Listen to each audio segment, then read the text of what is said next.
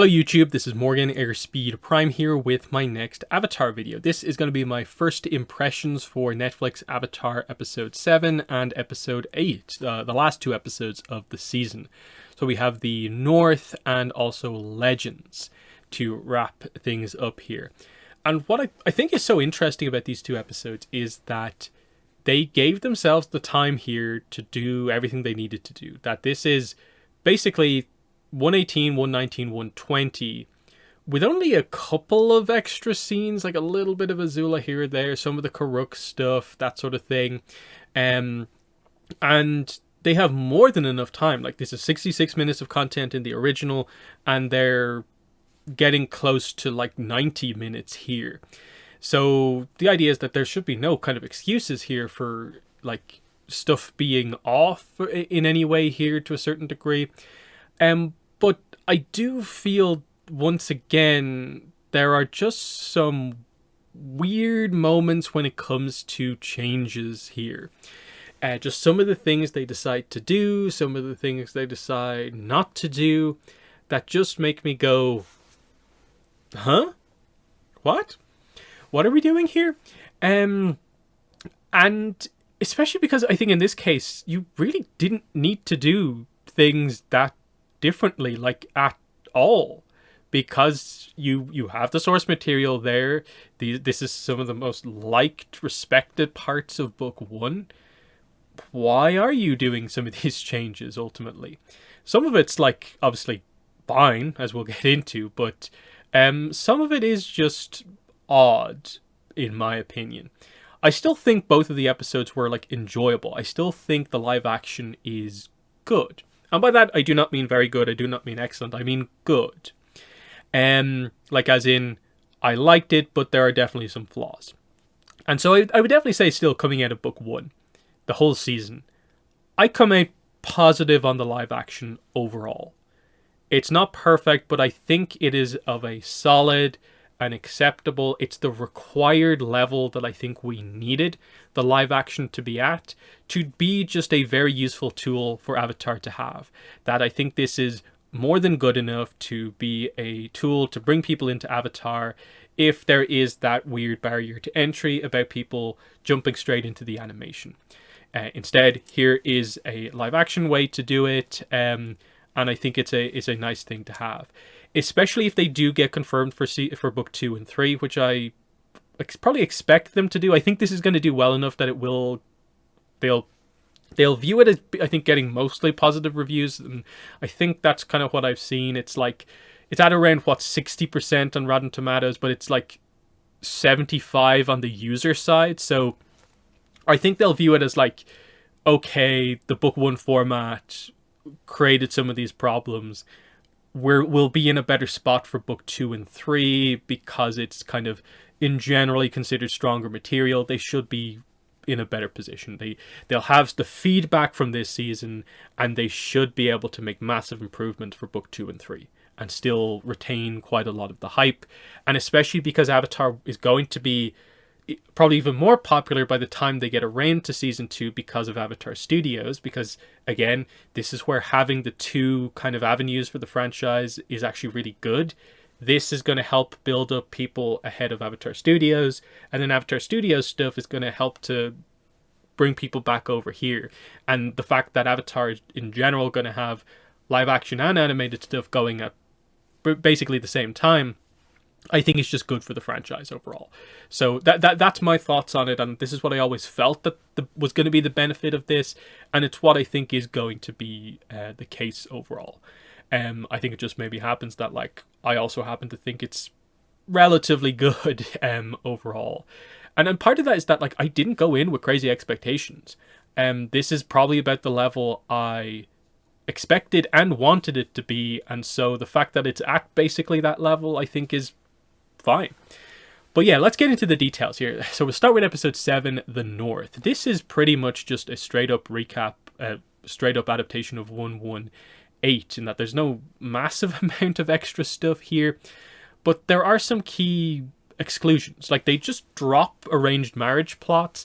They mention Yue as having an arranged marriage to Han, but she broke it off, and Han is fine with it because Han is a very different character here than he was in the original, which I actually think is a good change. I I feel you didn't need to have the jealousy kind of angle between Han and Sokka. I actually think it worked kind of well that, hey, the kind of inexperienced young warriors of the North just value having someone who's actually fought firebenders before, and it's really, really just honest. They want to fight as hard as they can going into the battle, and he's perfectly fine with what happened with Yue. If the engagement had stuck, he would have been fine. He would have married her, but she didn't want it, and he's fine with that. Like, she made her choice. That's perfectly fine. And then I think they did quite well with Han overall. Like, they gave him a somewhat heroic death. Basically, him and some of the other young warriors kind of going down to allow their chief to kind of retreat with some of the other injured people and Paku. That was and they showed him at the end as one of the kind of casualties. And I thought that was decent. Versus Han, who is probably one of the more bluntly written characters in the original, where he's just written to be a dislikable character and there's no real depth there. And he effectively is just killed by Zhao. Like, flies off the end of the boat, and it's like, well, he either landed on the deck of Zhao's ship, in which case he's dead, or he landed in the freezing water in Fire Nation armor, which in that case he's also dead. And it's like, okay, we got a little bit more out of him. So what we basically took away was sort of like the emotion from the Yue side of things, and also sort of Paku learning about Kana from the whole arranged marriage situation. I think it created a weird ending to the episode because the fight was just for Katara to prove that she can do waterbending, and then the necklace kind of felt like it just wasn't a plot point here. It's just part of Katara's outfit, and we never really addressed it.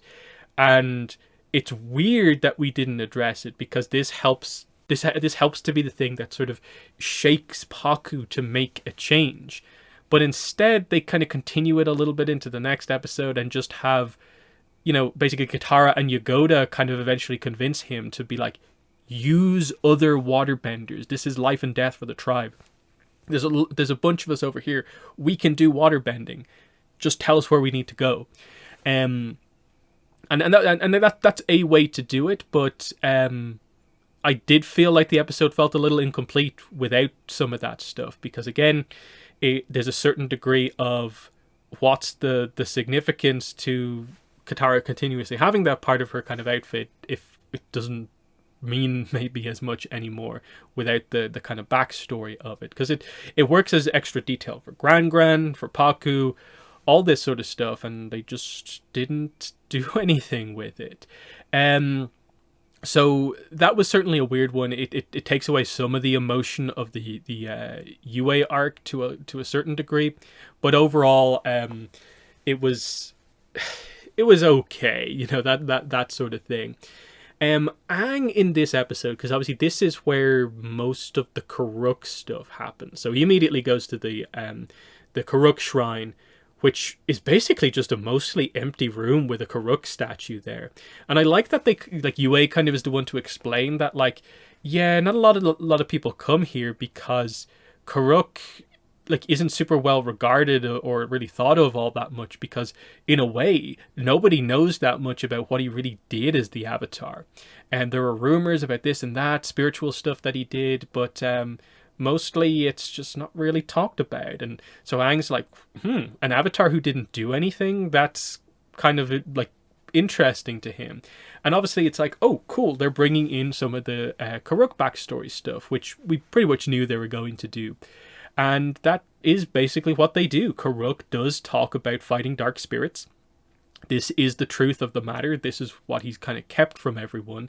He does even mention his basically spiritual injuries, which interestingly they go as far here to even note that even as like a past life, he is limited in a way what he can do for the current Avatar because of that. This is why he can't possess Aang and do the full Avatar state situation, is because he wouldn't have full control, because his aspect of the spirit is so badly damaged overall.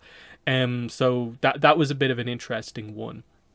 But otherwise, the advice, and again, this is such a weird approach with most of the past lives, was that they gave a pretty negative piece of advice in the end to Aang. And it was like, this works for Aang talking about Ozai and like this direct thing that will end the war. But for the more general advice that he was asking for from a lot of them here, it did feel like a lot of them were being needlessly harsh to Aang, especially because the point they were trying to make here is that, oh, in addition to Pakku not wanting to train Katara, like Katara can't learn combat waterbending, you can't be involved in the battle. Aang also doesn't want her to participate in the battle because the past avatars told him that friends basically will only get in the way. They will restrict you from being able to do what you need to do as the avatar. And it just felt like, to me, if this was a well done past life scene, we would have either had the avatars present other side of things, or Aang would have learned something and then come back to the past avatars, and we might have got to the root of this problem. And like in this case, I don't mind it that much for kind of Karuk, because he purposefully like kept everything, including the stuff about dark spirits, from his friends, to the point where his friends, his team avatar, were people who didn't know exactly what happened to him. And so him being like, you have to do it on your own, these kind of darker side of being the avatar, is like, okay. But I'm not sure I really get like Roku more or less saying this sort of similar things to Aang, because especially because they never actually said that, well, the reason I think this way is because my best friend was Sozin and basically our friendship breaking ended the war. Like, the fact that they don't ever give you that detail, so a new viewer wouldn't know that intrinsically, it makes Roku come across kind of weirdly. And then even the Karuk stuff is like, I'm defending it on the basis of extra information that I know, but that they didn't present here. And then kind of Kyoshi being along a sort of similar lines is like, hey, what about Rangi? What about the other members of like your team? It's a bit of a odd thing to create. Like more time I think should have been spent crafting those moments, because like that was part of, in a way, the hype around some of the new stuff that we were adding here was, what are they going to do with these past life scenes? And I don't think they maybe used them as strongly as they perhaps should have, because they obviously moved around a lot of what's going on here, and in a really unfortunate kind of sequence, Roku is the one who ends up coming across like the least important. Now, obviously, we're going to have to come back to Roku in terms of telling us the backstory with Sozin. So there's a big thing, I suppose, we're getting around to him eventually, whereas this potentially, until maybe like the finale, is maybe the last time we might see some stuff with Karuk. It might be a while before we maybe properly get back to Kyoshi, unless we're actually going to do Avatar Day and explain that whole thing. So there's time in the future for Roku, but it's also like, you did just give a lot of the Roku stuff to Kyoshi.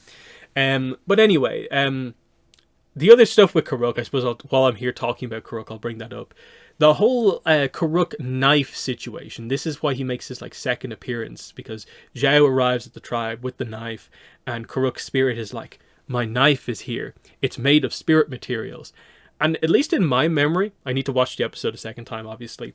At least in my memory, I don't remember him explaining, it's like, and it's made of spirit materials, and that means, and that suggests this. It's just, my knife is dangerous for reasons. Like, did any character ever say in dialogue that this knife is specifically capable of doing X?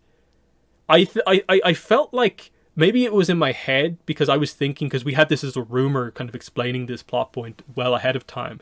So in my head, I'm like, oh, I don't need to pay attention to this. But I'm like, did they actually say what the knife was, apart from, okay, it's Karuk's knife, made in the spirit world from spirit materials, so I guess therefore it's capable of killing a spirit. But then this gets into like this whole plot point here. In the original, this was just that Zhao, while under a different officer in around the desert, went to the library and happened to come across this information. So he just happened to be looking around and he came across the information about these spirits. And he had always had this as like this really ambitious plan, like, oh, I know the identity of the Moon and Ocean Spirit. So if this ever comes up, I can do something big for the Fire Nation. Here, though, they just have it be, I'll basically listen to the Great Sage explain a bunch of things. I'll pick up the knife off Roku's shrine and connect a few dots of like, this is what I can do. But there's extra details added in where, like, in the Northern Water Tribe, the Moon and Ocean Spirit only appear in physical form. What is it, like, once a year when there's this special icy moon? Or I forget the exact details. But it's like, it's a once in a certain situation where you can actually do this. So the timing is all right.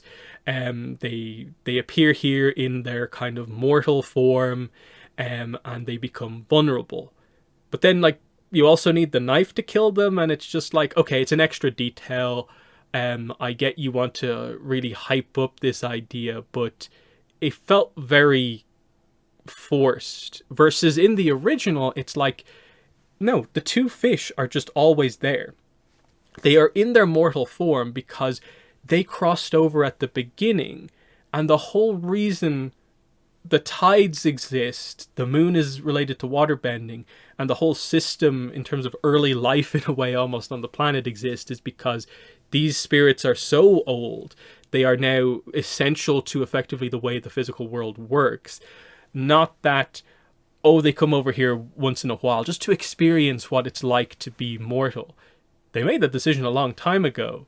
So I appreciate them bringing up what is the common sort of spirit dynamic of, like, some of them do often want to know what it's like to be mortal because it is a different kind of experience. But trying to maybe get that across here of the, like, once in a every year or whatever situation for the all-powerful spirits was a little bit of a kind of weird point. It's an overcomplicated plot point, I would say, overall, that, like, whether Zhao firebent at them, stabbed them with a normal knife, or stabbed them with Karuk's knife, it's like it gets across the same idea, and it just feels overthought. You're overcomplicating yourself more than any viewer watching it, in my mind.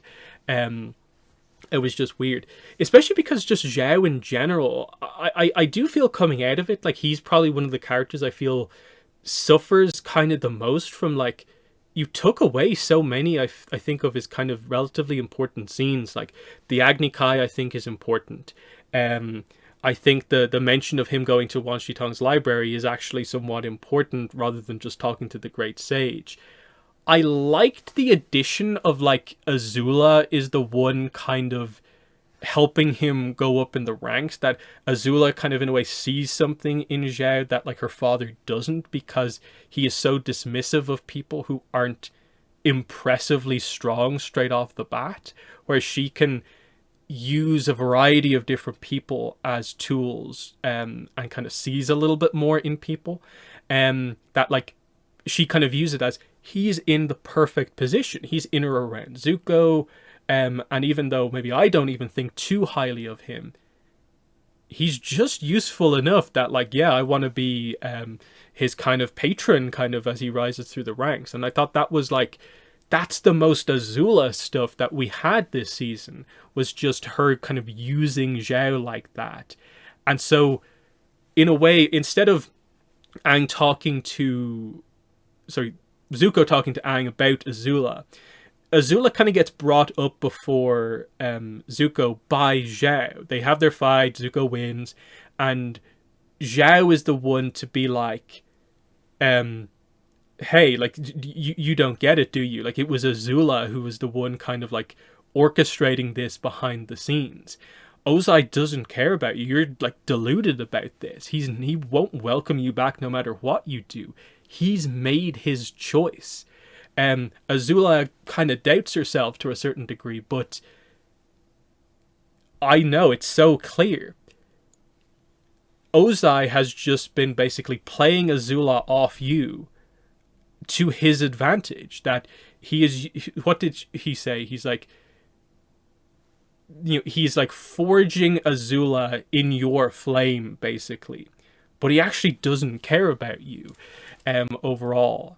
And I did like that Zuko was aware that like this is the kind of the truth hitting him hardest of all, because a villain almost would have maybe tried to make that hit even harder than it actually did, but it came across like so truthful. It actually had some impact. Like that was a good scene because the actor they have for Zhao is very good. I just think they took away some of the uniqueness of his character by not having that, not having Zhong Zhong there to at least some degree like ground the character of like having a master like that so skilled. What Zhao could have become. I think there was just a lot of potential with that you could have done if you had included the deserter somewhere. And now that potential is kind of gone to a certain degree. I suppose, speaking of Zhao, did they just have Iroh kill Zhao? That was a little weird, because Zuko kind of defeats him, bests him in the battle, turns around so furious trying to think about what things mean with Ozai and Azula, and Zhao goes to hit Zuko in the back. But Iroh kind of comes in from a distance and just gets Zhao basically in the back, and he just falls into the water. So they don't have the Koizilla drags down Zhao thing. He just seems to be dead in the water right there. So Zhao ending up in the spirit world, I guess, is not a thing here, or else they just didn't consider it for whatever reason. So a little bit of a kind of unfortunate end in terms of just some of the details surrounding Zhao. Some of the scheming stuff was actually quite well done. It was helped by the acting performance, but the Azula stuff connection I thought was actually pretty decent. But yeah, just some of the important, more interesting details that actually like make Zhao stand out with like the connections is a bit unfortunate that we didn't get them.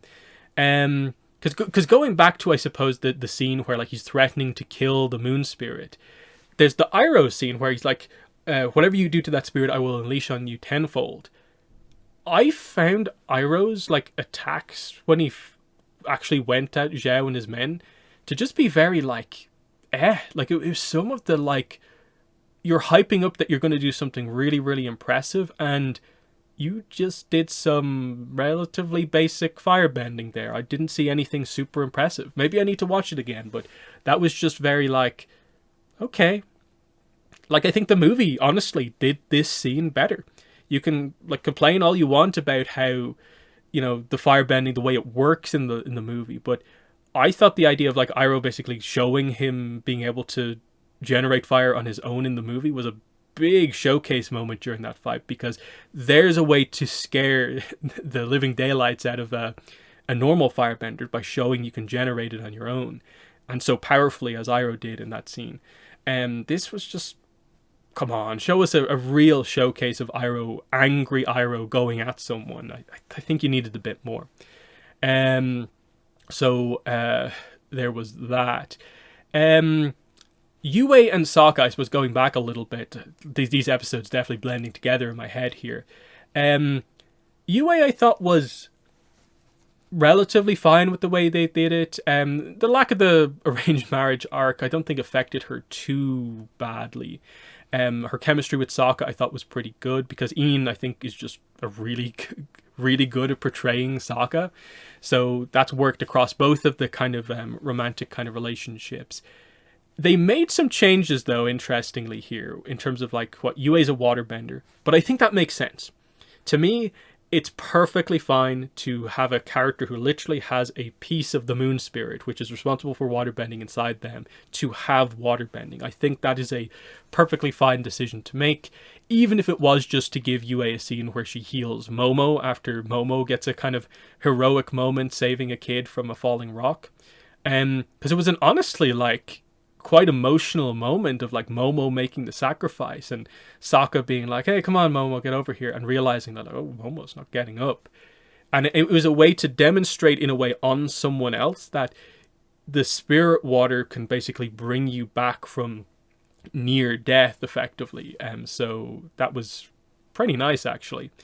The weirder point was obviously the reveal that the spirit fox that Sokka encountered in the spirit world was Yue. Because they never explained why she's a fox in the spirit world. Ever. Like, it was just like, you're the fox, moving on, that doesn't come back up. What? And it's weird because she even explains that, like, oh yeah, I basically, when I sleep sometimes, because I'm like a priestess, I go into the spirit world. And so that's what happened there. That's how I met you in the spirit world randomly, is because I felt I was asleep and I happened to meet you in my dreams. And it's like, is that why this happened? Is if you go into the spirit world in your dreams, you enter in a different form? Because otherwise I'm kind of like, shouldn't her form in the spirit world either just be Yue, as she is, or some sort of a koi-like thing representing, the moon spirit? Or the other thing I was thinking of, given that they had her form be represented by a fox, was when she then becomes the moon spirit by kind of giving up her life force, is the spirit kind of form that we maybe see either temporarily going to be the fox, or are they just going to create a situation where now one of the two spirits, the ocean spirit, is still a koi fish, but now the moon spirit is a fox kind of like spirit, highlighting that kind of rebirth upon part or full destruction type situation. Either one of those I think could have worked, but the fact that they just took away both parts of the kind of Yue thing of like that uniqueness about her looking like a fox when she's a spirit, but then she literally just puts her life force into the fish, and then she doesn't even get the moment of I am now the moon spirit, where it looks like Yue in spirit kind of moon form. They didn't show that, at least yet, anyway. And I think that just took a little bit away. I didn't really like that. They again undercut some of the significance of that by not kind of showing that she is the moon spirit. That that in a way, if what the dagger does is permanently kill a spirit, then the only part of the spirit left is what's in her. But that's like her part, so she is the spirit, and that's kind of why it changes, and it's her who's the spirit going forward. I don't know. Just a little bit more thought put in, please, to make that work just a bit better. Otherwise, like I felt like the chemistry was pretty well done, just like in the original. Like Asaka Yue is maybe not my favorite kind of relationship dynamic, but it's always been one that's nice, and I think it works just as well here. I do think it was stronger with Sokka and Suki, but just it was still good here. Like I liked their scene in the kitchen where they just have the idea of the kind of contrast between the high level responsibility expected of their sort of position versus them both in many ways just wanting to be a boy and a girl, and them kind of bonding over that. That was a nice little moment to have, I think, overall. What else do I want to talk about? Oh, Aang merging with the ocean spirit to become like Koizilla. So they did Koizilla. I thought it looked like pretty cool. Was it the most amazing design possible? Perhaps not, but I think it was fine. It was good enough.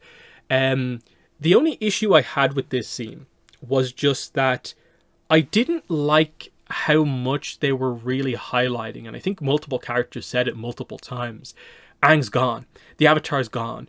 He's now trapped under the control of an enraged spirit. Like, there's no getting him back whatsoever.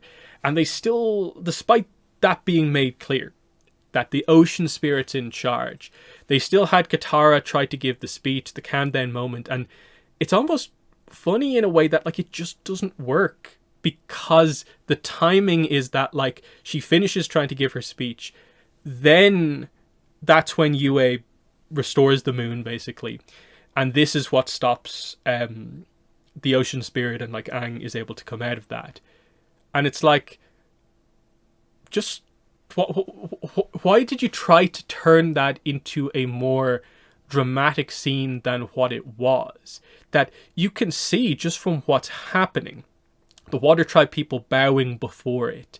The Fire Nation people getting hit by the waves. That, yes, it's not Aang in charge here. This is the ocean spirit. The power of the ocean is in charge here. That is very, very clear.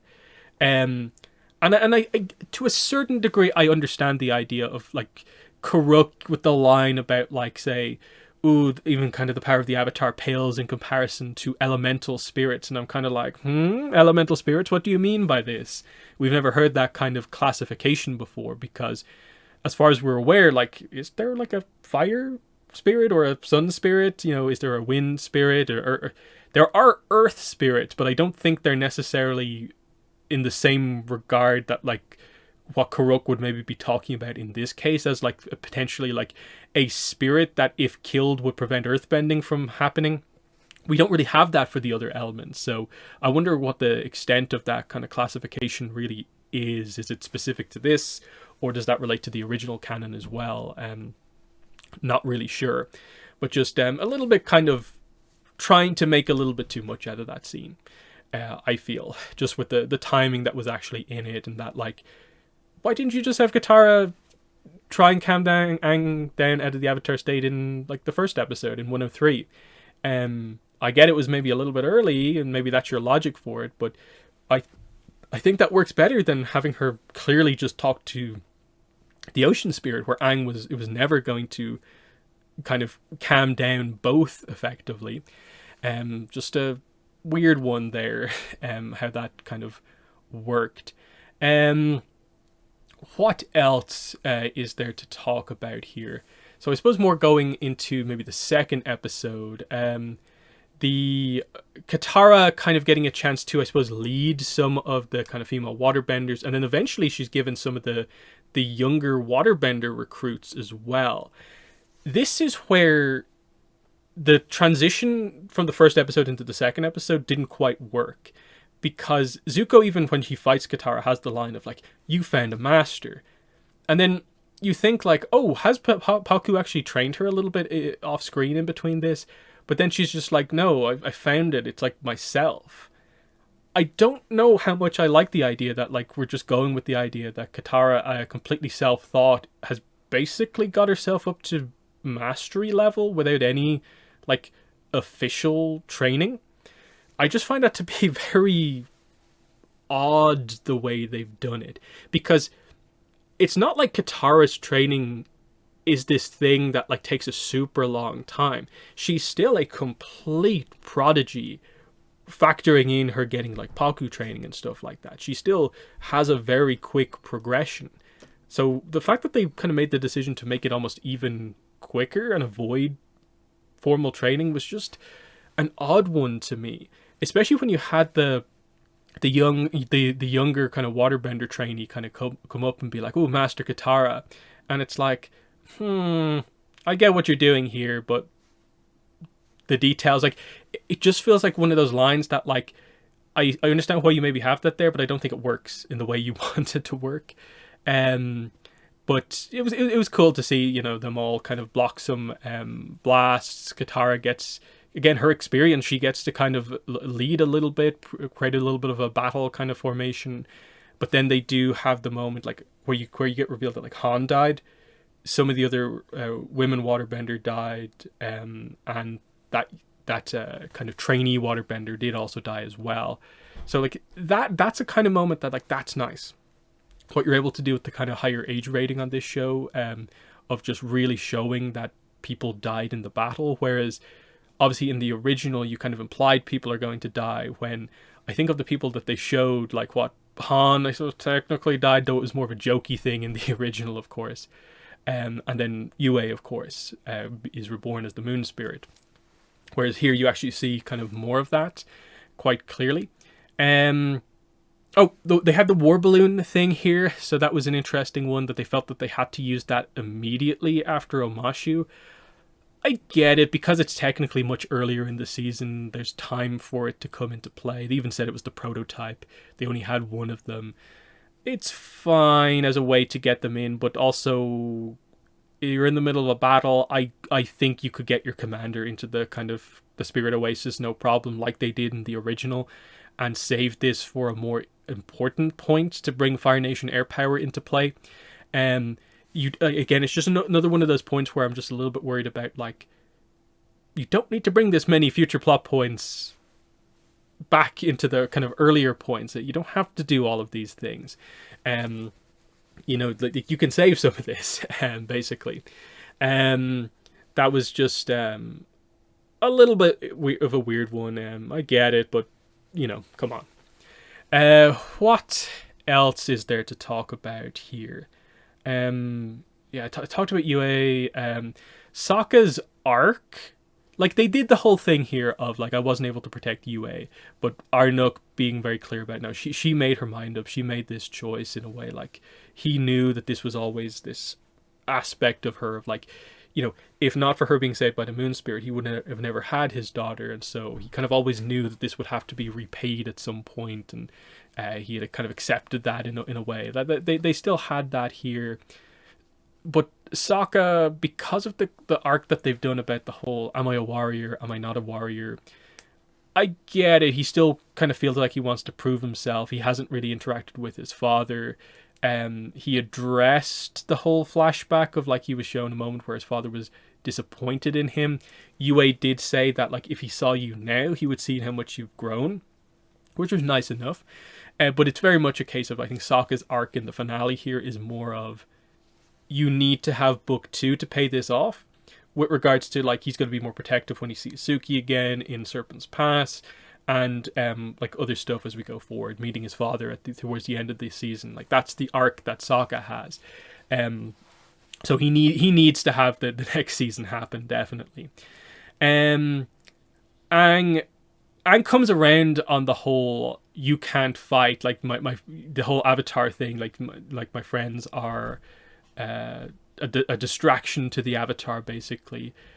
When he sees Katara fight and that she can actually defend herself, and they've worked together all this time, they're going to continue that. Obviously, they didn't really come back around to like have him talk to the other avatars to kind of turn that back around on them in a way learn something, but it was okay, I guess. Katara, yeah, I basically talked about her stuff, so I do think that is most of it. Am I forgetting some plots? Because I'm forgetting what I have and haven't talked about, almost getting towards the end here. Oh, Azula's scene. I better discuss these kind of quickly. She's fighting all these captured benders that her father has, and he's clearly pushing her. And we basically just get to the idea that she is done playing games. And she's kind of half aware that they're games, but you can tell she's really getting herself into a bit of a mess over this.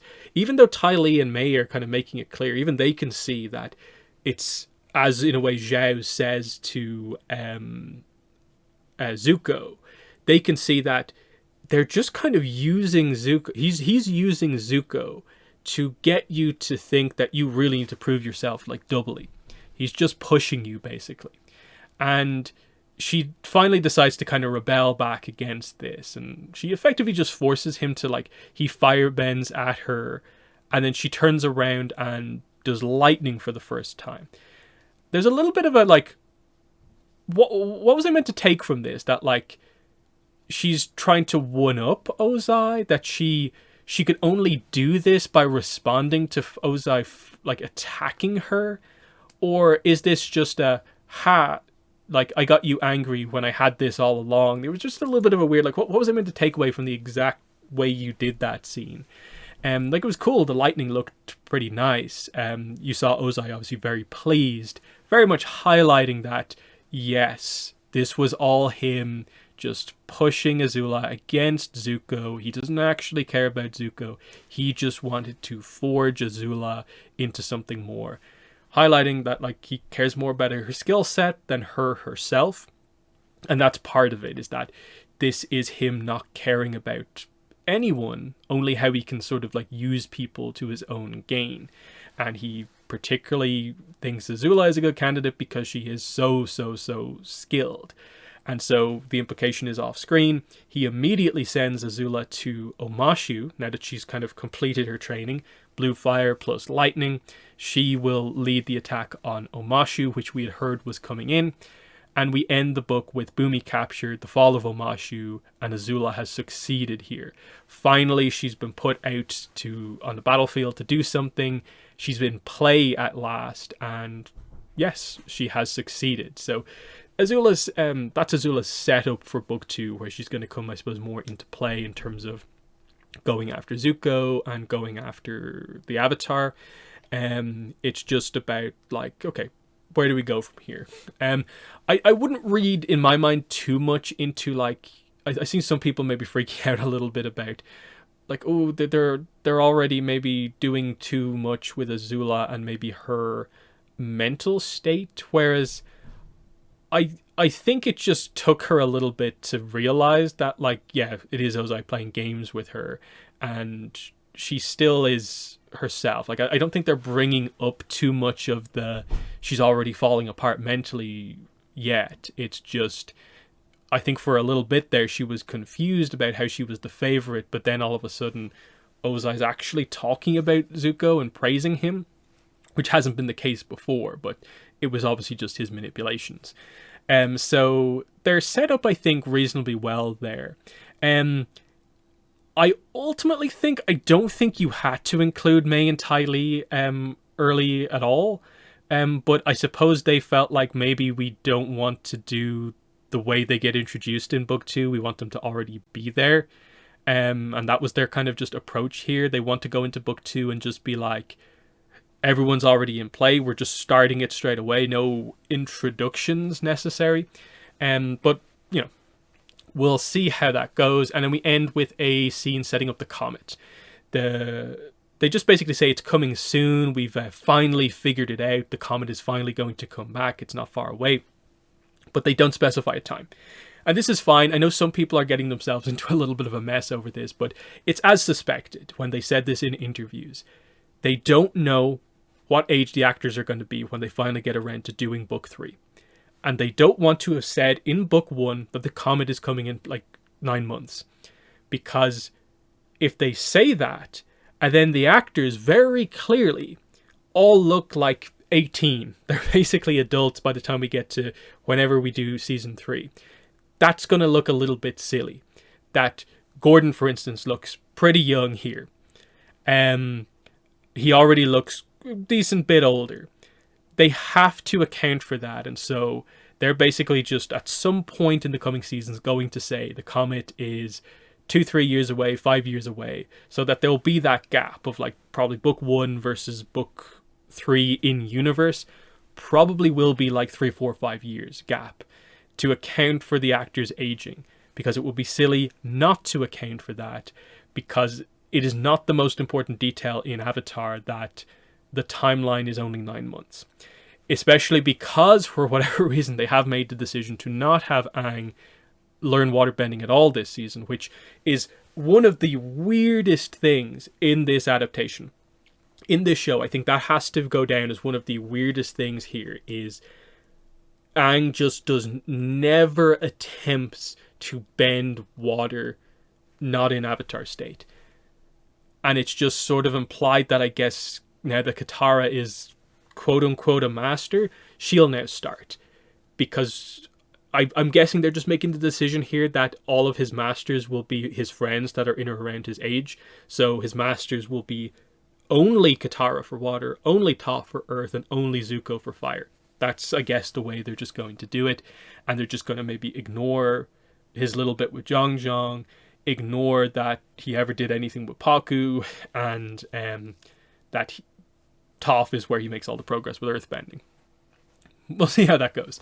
So I'm going to wrap it up there in terms of first impressions. Obviously, you've got a lot more content to come, podcasts, more in-depth reviews of all the episodes and stuff like that as we go forward. But initial coverage kind of done there. Thoughts are out. Again, I am mostly positive on the series, leaning positive, definitely. There are flaws with the show, certainly. There's actually, I think, in the end, quite a few as you go through the episodes. But I still think that this is an acceptable level of live action. It's what I expected it to be. And I think it's good enough to be a decent jumping on point for Avatar. And that's all we ever really wanted, I think. So I definitely hope they get book 2 and 3. Just so it gets completed, and it adds more projects for Avatar Studios and live action to go back and forth to help Avatar become more and more popular. But they're my thoughts on 7 and 8. In the comments, let me know what your thoughts were on these episodes. But that's been the video. Thanks for watching, and bye.